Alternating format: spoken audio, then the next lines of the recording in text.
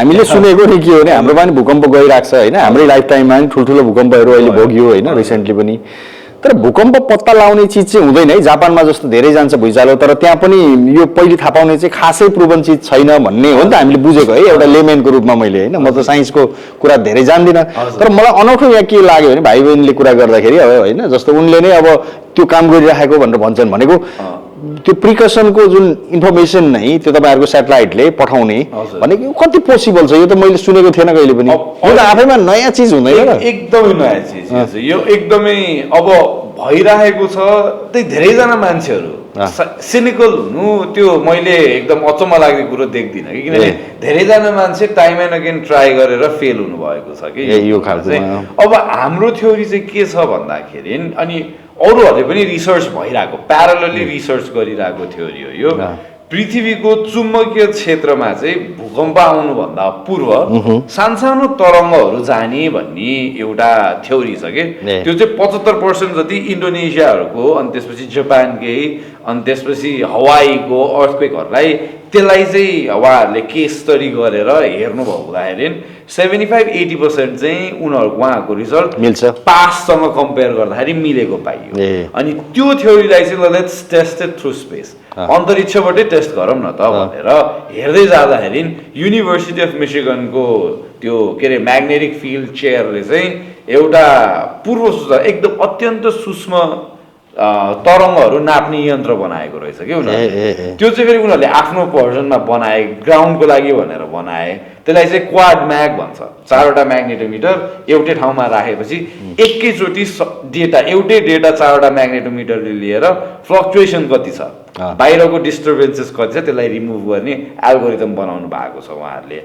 त्यसलाई चाहिँ space preparedness चाहिँ हामीले गर्यौँ यहाँ उहाँसँग कुरा गऱ्यौँ उहाँहरूले ग्राउन्डमा त्यसको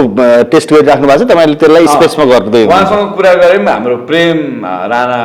इन्जिनियर भाइ हुनुहुन्छ उहाँले चाहिँ अनि आफैले उहाँहरूको डिजाइनलाई लिएर स्पेस कम्प्याटेबल आफैले डिजाइन गर्नुभयो अनि शिवकुमारसँग बसेर अपरेट गर्नुभयो तिमीले शिवकुमारसँग बसेर अपरेट गरेर अनि त्यसपछि टेस्ट गरेर अनि धेरै ट्विक गर्नुपर्ने भयो किनभने ग्राउन्डमा पनि भ्यालिड नभएको कुरा हामीले त्यो स्पेस लिएर जान्छ के त कति अब यो तपाईँहरू अब अपरेसनमा जब सेटेलाइट अहिले अब लन्चिङ गर्नु अपरेसनमा गएपछि तपाईँ कति आशावादी हुनुहुन्छ यो पत्ता लाग्न सक्छ भुइँचालो गयो भने अगाडि नै कति अगाडि थाहा हुन्छ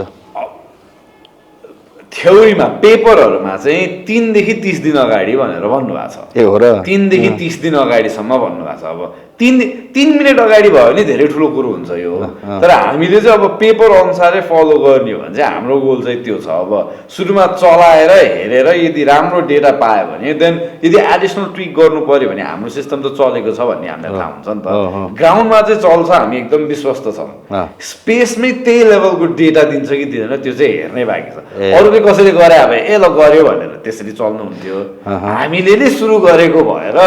त्यसमा चाहिँ अर्कै भन्ने यसमा सफल हुनु भने ठुलो कुरा हुन्छ होइन संसारकै लागि नै हजुर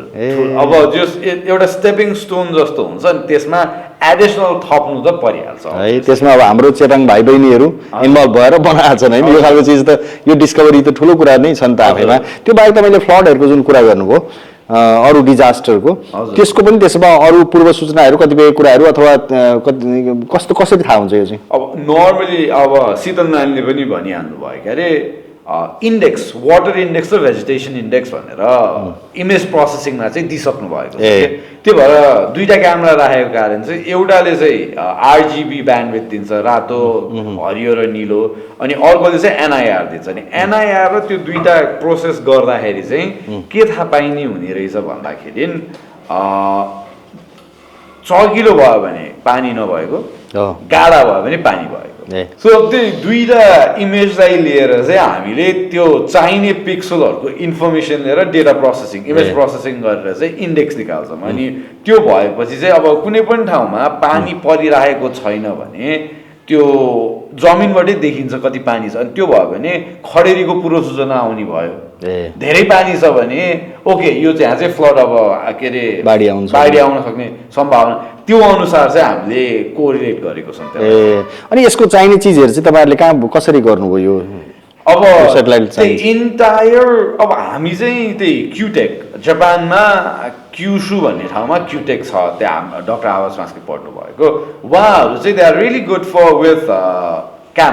क्यामेरा चाहिँ उहाँहरूले धेरै राम्रोसँग बनाउनु भएको छ। अनि अलमोस्ट अल स्याटेलाइट उहाँहरूको ओपन सोर्स छ। सो विश्वमा जो जति रिसर्च गरेर आछन् उहाँहरूले हेर्न पाउनुहुन्छ। हाम्रो स्याटेलाइट पनि ओपन सोर्सै हो। अब हामीभन्दा पछि जसले जे गर्नुहुन्छ हाम्रो सबै डेटा लिएर उहाँहरूले अपग्रेड कि अब अपग्रेड त अपग्रेडै गर्नुहुन्छ, डाउनग्रेड त कसले गर्नुहुन्छ होला र तर त्यो अपग्रेड गर्न नि पाउनु पर्यो। अनि चलिसकेको कुरो चाहिँ हामीले क्युटेकबाट लियौँ, त्यसलाई चाहिँ बेन्चमार्क बनाएर ल यसमा चाहिँ हामीले आफ्नो तरिका के गर्न सकिन्छ भनेर एक्जिस्टिङ वर्किङ मेकानिजममा हामीले ओके अब हाम्रो लेन्स फरक छ, लेन्स कम्प्लिटली डिफ्रेन्ट राख्यौँ हामीले, इमेजर पनि डिफ्रेन्ट राख्यौँ। अनि बेला बेलामा त पिसिबीमा आफैले इन्ग्रेन गरेर आफै सबै कम्पोनेन्टहरूको लिस्ट हेरेर आफैले प्रिन्ट गरेर त्यो पेलोड बनाएर हामीले ट्राई गऱ्यौँ। सो त्यो भएपछि डिफ्रेन्ट, अब बहिनीले पनि भनिन् भर्खर राम्रो र नराम्रो इमेज एकदम रमाइलो कुरा गरिन् उनले। मेसिन लर्निङ पनि इन्कर्पोरेटेड छ। त्यो भनेको हामीले भन्दा नि क्यामेराले चाहिँ फोटो खिचेपछि राम्रो इमेज कतिखेर हुन्छ पृथ्वी देख्यो भने, नराम्रो इमेज कतिखेर हुन्छ बादल देख्यो भने। त्यो बादल देख्यो भने के अरे क्यामेरा पेलोडले आफैले फालिदिन्छ।